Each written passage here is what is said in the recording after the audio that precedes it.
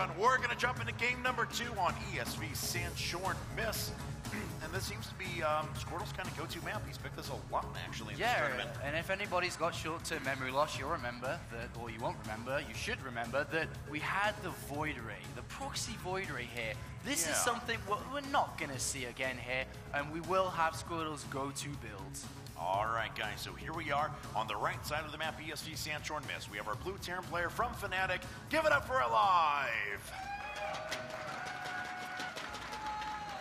And his opponent over here at the 8 o'clock position, our red Protoss player trying to rally back once again. Give it up for StarTail Squirtle!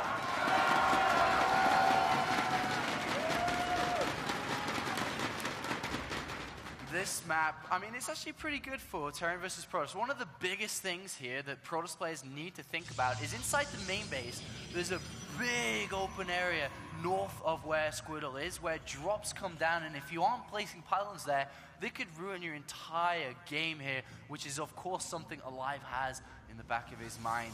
Likewise, there also is that lower ground where we saw the second barracks actually hidden on this map when aLive last played it. Really effective place to put that too, because you can of course lift it right down underneath it afterwards after building it out of view.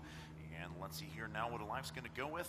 Another barracks up at the front, no real surprise there. It's just a real question of what he's going to do afterwards. He's prioritized his gasless fast expanse afterwards. And, you know, once again, Squirtle, other Terran players he's played in this tournament, decided to go Nexus first on this map against aLive, putting down that gateway. Always wants to be sure that he's going to be able to, well, deflect exactly what happened to him in the last game.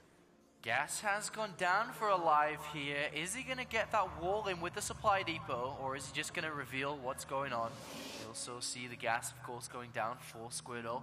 And there goes the SCV to build the supply depot, and the probe is not going to get inside once again in the dark here, which is the worst place to be, of course, as a Protoss player.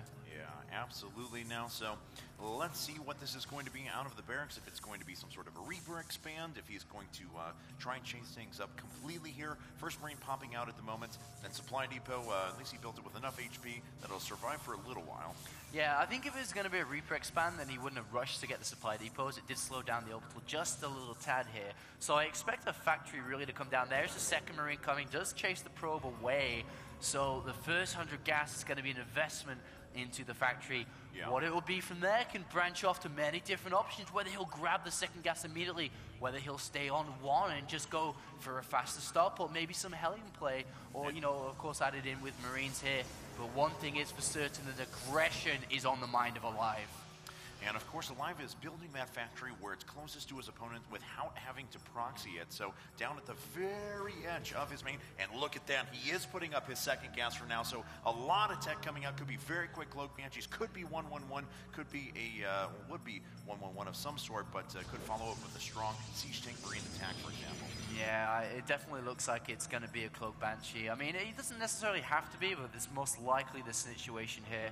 And unfortunately for Squirtle, like we said, completely in the dark. SCV, unfortunately there for aLive, is going to go down. Won't be able to get inside the main and see what little trickery we have. And there's no expansion down, remember. So what is he going to do? Twilight Council is going down here. So we could actually see some DTs come into play here. He still could go Blink, but the most likely scenario, considering he hasn't even got the gateways down, he's not saving Chrono Boost to get that Warp Gate research out. DT is the most viable option here, and this could be pretty damn scary.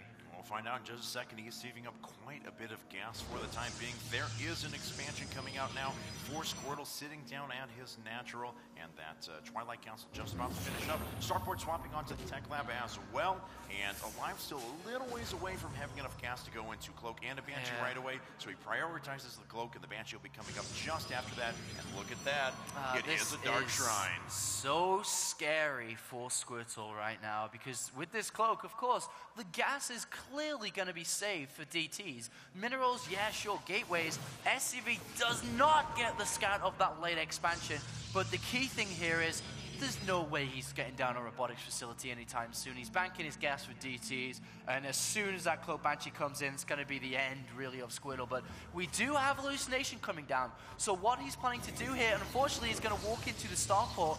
is place the pylon here just with a small radius that goes into the main base, use that sentry, get the DTs in there. But this starport has vision. Look at this. Well, wait, it's... Wait. Oh, not yet. Oh, not no, yet. the Banshee sees the probe, though. The Banshee did see the probe. Whether aLive was looking or not, that is a different thing, but... Oh, let's have a look. It's going to be so close. I think if the pylon tries to get close enough, then the starport's going to see it anyway, but Cloak is just 15 seconds away from finishing. There's no robotics facility here, and Squirtle's just walked straight into a wall, and there's the pylon. Starport sees it. Yes, he does. So let's see what happens now as the Banshees are ready to make its way into Squirtle's base. Of course, no detection going to be a possibility. aLive already attacking that pylon. Squirtle has got to be so frustrated about that. And here comes a cloaked Banshee and really no response. Where are the DTs? Where are the DTs? Where are the DTs? There's no engineering bay. There's no energy for a scan either. If he spreads them out there, the DTs are coming. 2 go straight in. The pylon does finish, but there's a cloaked Banshee inside his main. There's no robotics facility. No, not at all. Let's see here, though. There's really no response at all for the DTs as well. There is finally a scan up, but there's a lot of DTs inside of his base. Oh, this is so tense right now. The Raven is building, though, and once that Raven completes, the scan goes down. One DT goes down. The second goes down. GG! Squirtle is out of the game, and aLive once again takes a quick 2-0 lead in this best of 5. Oh, dear God. Squirtle has to do it 2 times in a row. He has to come back from a 2-0 deficit. Unfortunately, he walks into that counter build there. I mean, you just roll the dice. He goes DTs, he goes Cloak Banshees. Nothing can be said about that. And, well, aLive gets another 2-0 lead. Yes, he does, but we've seen this situation before. We can't count Squirtle